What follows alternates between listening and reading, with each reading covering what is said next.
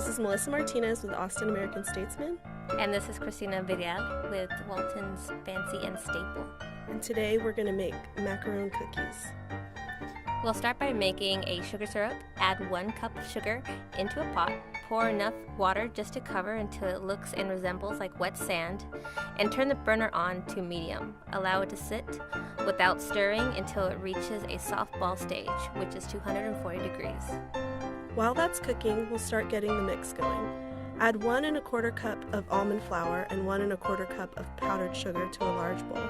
Add 1/2 cup of egg whites and combine everything using a bowl scraper to make a paste. Macaron actually comes from an Italian word which means to make a paste.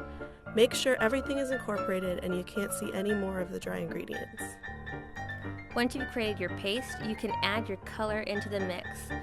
Fold food coloring into the paste, doing the steps by hand. It can be difficult, very thick.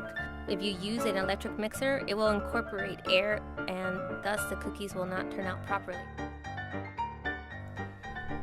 Check on the sugar syrup. Around 230 degrees, you can start whipping up your egg whites.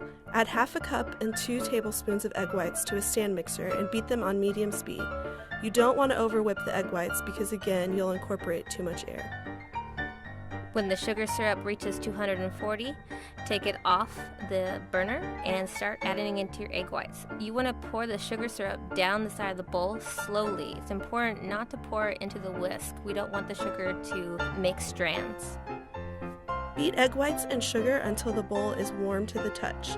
You're looking for the egg whites to have a shine and the meringue to be loose, where it almost holds together, but it'll still fall a little bit. Once the meringue is done, you're going to add the egg whites into the paste into thirds, folding to incorporate.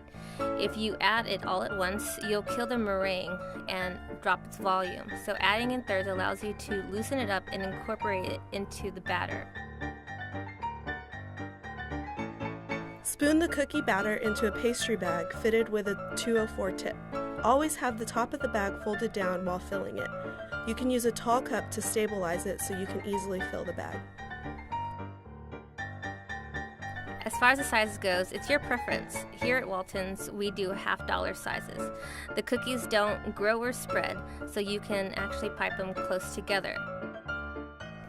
One thing you want to definitely do once you pipe all these macarons is you want to bang the cookie sheet against the counter just to loosen the batter and to make any air bubbles pop out of it before it goes into the oven. Let the cookies rest for 13 minutes before baking. They should all form a shell.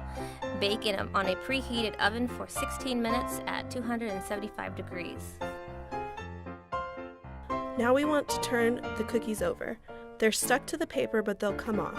If they stick too much, you can use a spatula or a knife, or you can freeze them and they'll come off the sheet much easier. Using a pastry bag filled with buttercream, fill the cookies with a big dollop of buttercream so that when you make the sandwich, the filling slightly comes out. Once you've filled all of your cookies, your macarons are ready to enjoy.